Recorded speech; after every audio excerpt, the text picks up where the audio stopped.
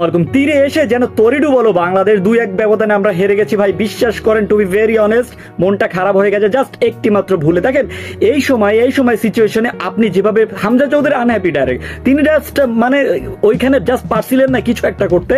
Unhappy কেন বলতেছি, দেখেন প্রথমত এই সব সিচুয়েশন আপনি কিভাবে ওই ধরনের চেঞ্জেস আনেন, এবং অনেকক্ষণ ধরে রেফারির সাথে তর্ক বিতর্ক হচ্ছে, ওখানেই 5 মিনিট শেষ। তো এই ধরনের মিনিটে আপনি যদি 5 মিনিট 10 মিনিট করে লুজ করেন তাহলে আপনার সাথে তো এমনটা হবেই। হামজার সাথে অলরেডি অনেক কিছু হয়ে গেছে। এখানে সব থেকে বড় একটা কারণ হতে পারে মিডিয়ার হাইপ। দেখেন একটা মানুষ, অন্যান্য দেশে এমনটা হয় না, এই ম্যাচেরকে নিয়ে আপনারা জানেন যে কত বেশি মিডিয়ার হাইপটা ছিল, কিন্তু দিন শেষে কি হইলো, ওই শেষ ম্যাচ আমরা হেরেই গেলাম। তো হার থেকে ভাই আর কি বলবো, আসলে কিছু স্পিচলেস কথাবার্তা মুখ থেকে আসতেছে।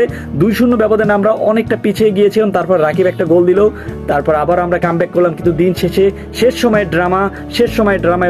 ড্রামায় আমরা হেরে গেছি। যদিও তামিম ইকবাল আজকে মাঠে ছিলেন, তাদের সবাইকে হতাশা করে আজকে আমরা ম্যাচটি হেরে গেছি। আনলে ভাই কিছু বলার নেই আসলে। আপনাদের কাছে আসলে পরবর্তী ম্যাচ কি হবে আমি জানি না, একটু কমেন্ট করে জানা দিন। ধন্যবাদ।